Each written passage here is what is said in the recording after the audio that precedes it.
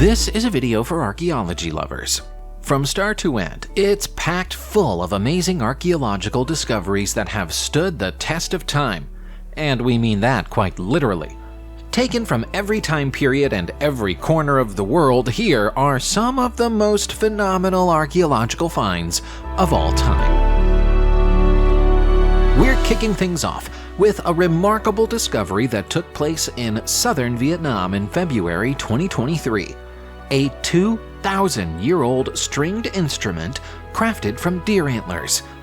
This ancient artifact, dating back to Vietnam's pre-Archaeological culture, bridges the gap between early lithophones and modern instruments. Measuring around 14 inches long, the instrument features a peg hole for tuning and a bridge to support the string. The unique find suggests the existence of skilled musicians during that era, which is something that had previously been suspected but never proven. The artifact was found at the Go O Chua archaeological site, along with 3 bronze bells likely associated with a burial. The similarities between these ancient instruments and contemporary Vietnamese music instruments hint at the origins of traditional Vietnamese music. While the exact playing technique and sound of the instrument remain unknown, it is believed to have been similar to the kni, a single-stringed bowed instrument that produces a wide range of tones and sounds. The study sheds light on the rich musical heritage of ancient Vietnam and its cultural evolution over time. Now it's been discovered, perhaps it can be remastered. In Belgium, a metal detectorist named Patrick Schoormans made an intriguing discovery in February 2023. A fragment of a Roman dodecahedron, a mysterious bronze artifact believed to be over 1,600 years old. While scanning the ground in Kortesem, Schoormans stumbled upon this unusual object, with his discovery eventually attracting the attention of the Flanders Heritage Agency. Dodecahedrons are hollow 12-sided geometric shapes with knobs at the corners and holes on each pentagonal face, and their purpose has puzzled researchers for centuries, as they're not mentioned in Roman writings or drawings.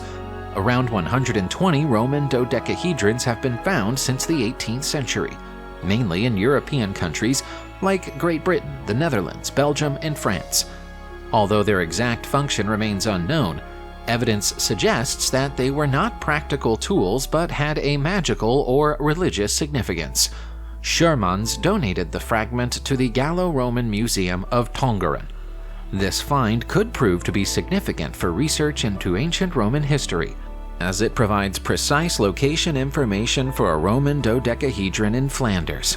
The area where the fragment was found will be monitored for more discoveries. A recent study published via George Washington University in the United States of America examines the cultural and political aspects of the Inca Empire through the analysis of a remarkably preserved clothing artifact discovered in a cemetery in northern Chile. The excavation at Caleta Vitor Bay uncovered an Inca tunic, known as an unku, which was worn by esteemed individuals within the empire. While unkus were typically standardized garments adhering to imperial design specifications, the Caleta Vitor unku showcased subtle cultural nuances specific to the region. The weaver responsible for this tunic lived in an area hundreds of miles away from the Inca capital, Cusco, and incorporated the techniques, style, and imagery of the local indigenous culture that predated Inca rule. This tangible symbol of pre-colonial provincial life in South America offers unprecedented insights into the influence of the Inca Empire beyond its core territories.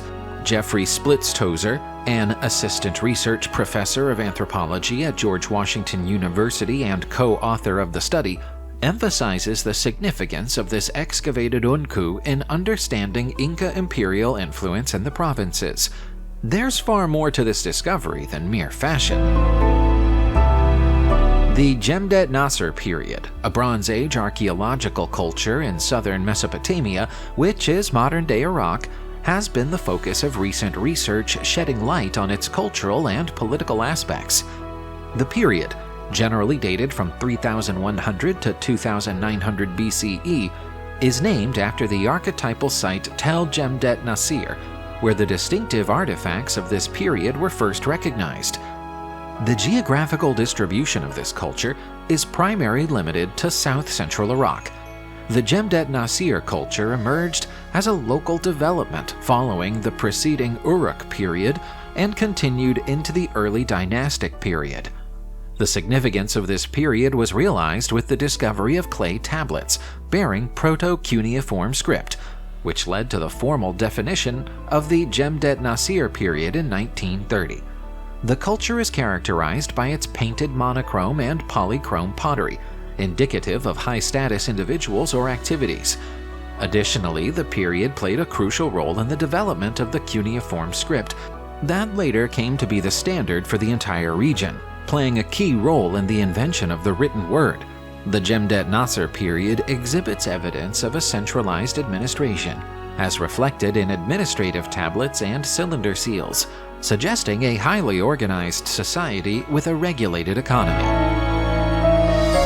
Another recent study conducted by archaeologists has shed light on the tradition of bog bodies found in Europe's wetlands, revealing that this practice spanned over a millennium.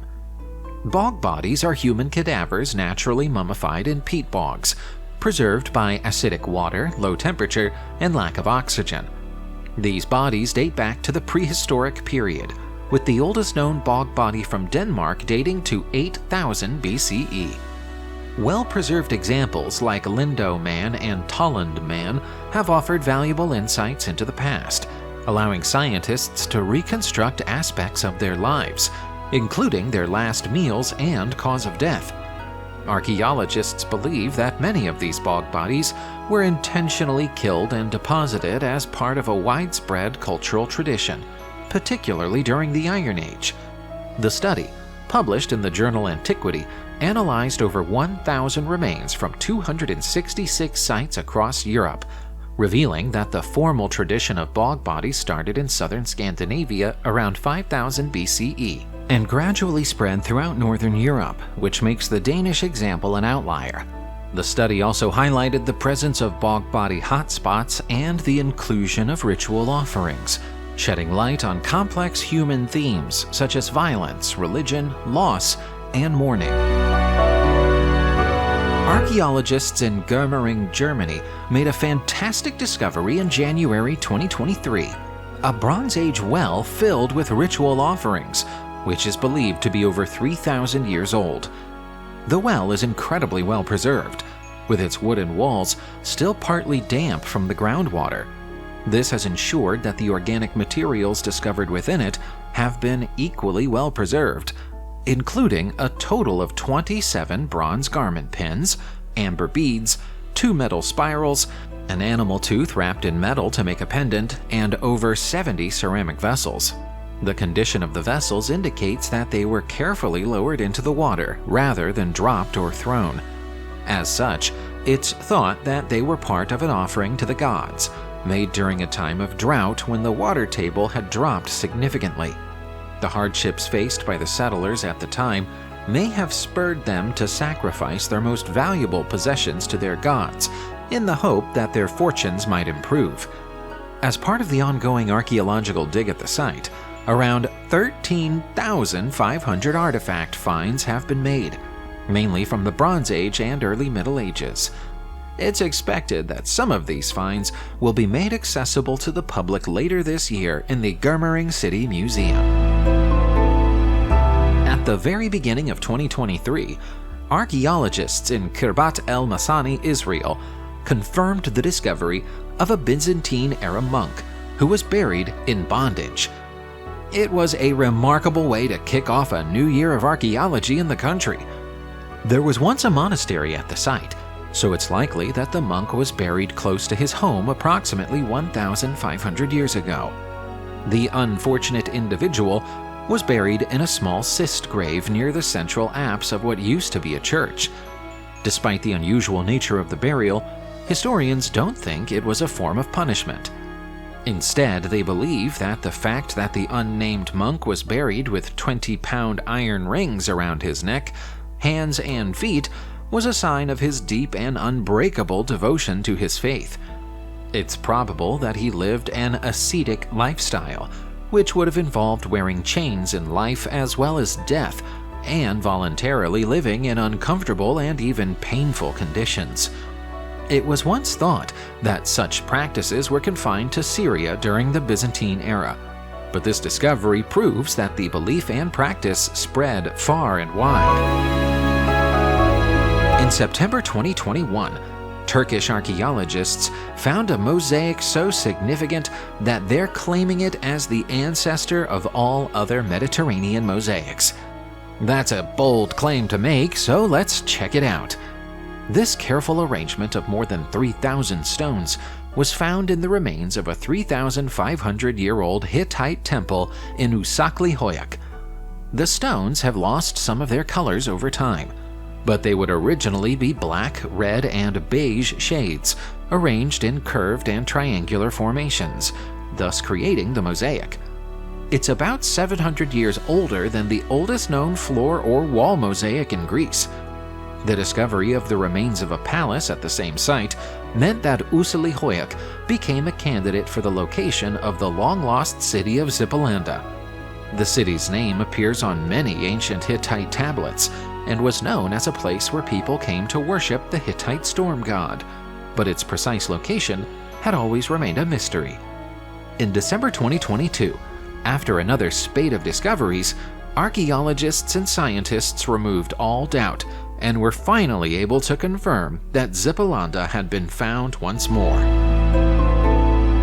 Cute and charming little plaques resembling owls, dating back 5,000 years, may have been toys for children during the Copper Age, according to new research challenging previous interpretations of the artifacts as ceremonial objects. The purpose of these slate plaques found in Copper Age burials across the Iberian Peninsula has long been debated among archaeologists. However, their simple and cartoon-like designs led researchers to consider the possibility that they were created by children rather than master artisans. The prevalence of slate in the region, combined with its ease of engraving, suggests that children used it as a material for practicing their drawing skills. To support their theory, the researchers compared ancient owl plaques with owl drawings made by modern-day children, finding a progression in accuracy and detail as the children's age increased. The study suggests that the plaques were likely used in playful activities and may have been offered as burial goods by children participating in group rituals. It's even possible that they were used in an educational setting, just as children in infant or preschool are often asked to draw animals today. In 2021, a bronze artifact known as the Hand of Irulegui was unearthed at the castle of Irulegui in Navarra, Spain. The ruined castle was built during the Iron Age, and the bronze hand is thought to be around 2,100 years old. Historians and linguistics experts have been studying it ever since it was found because of the symbols etched into its surface, and in November 2022, some of them came to a surprising conclusion. The symbols are, in fact, the oldest known use of written Basque. Only the first word has been translated thus far, but experts are convinced it's Sorioneku, which translates into English as good luck. It's possible that the remaining words on the hand are references to early Basque gods or perhaps holy places that were known to the people of the time but not to us today. The culture responsible for the creation of the bronze hand was the Vascones, who were the ancestors of the modern Basque people. We don't know when they adopted or created this Iberian language, but we now know that it happened at least 2,100 years ago. When did human beings, or more specifically, hominins, first start cooking their food? The answer to that question might be earlier than anyone imagined until recently. In November 2022, scientists confirmed the discovery of fish fossils found at a site close to the Jordan River, which show signs of having been cooked before the fish was eaten. If they're right, it's a major historical breakthrough because the fish would have been cooked about 780,000 years ago. Until this claim was made, there was no evidence of Neanderthals or early humans cooking their food until around 170,000 years ago. The site the fish were found at is called Gesher Benet Ta'akov, and the claim isn't based on one or two examples. Irit Zohar, the archaeologist who makes the claim, has cataloged thousands of fish remains at the site and found strong evidence of cooking in several thousand instances. The clue is that there are a lot of fish teeth but no fish bones. Fish bones soften or disintegrate when cooked at high temperatures, but their teeth remain. There are burnt flints elsewhere in the same area, indicating a fireplace was built. We can understand how ancient murals might get missed by archaeologists if they're small, or if they're in difficult-to-access locations. It's far harder to understand how it happens when they're in plain sight.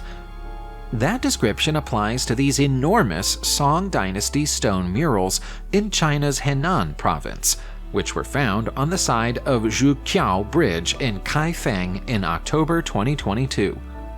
Given that they're Song Dynasty murals, they must have been created somewhere between the years 960 and 1127. The bridge itself was erected during the 8th century. Among the many intricate designs depicted in the murals are seahorses, cranes, and what appear to be curly clouds. The murals cover more than 100 feet of the wall, and as such are the largest murals from this era ever discovered in China. As for how they've been missed, the theory is that they're so big and so obvious that everyone who saw them presumed they'd already been studied by someone else. How many other ancient works of art are hiding in plain sight because someone wrongly assumes someone else has already identified and logged them? Subscribe to the channel, turn on the notification bell, and enjoy watching new videos on my channel. Thanks for watching, and see you soon!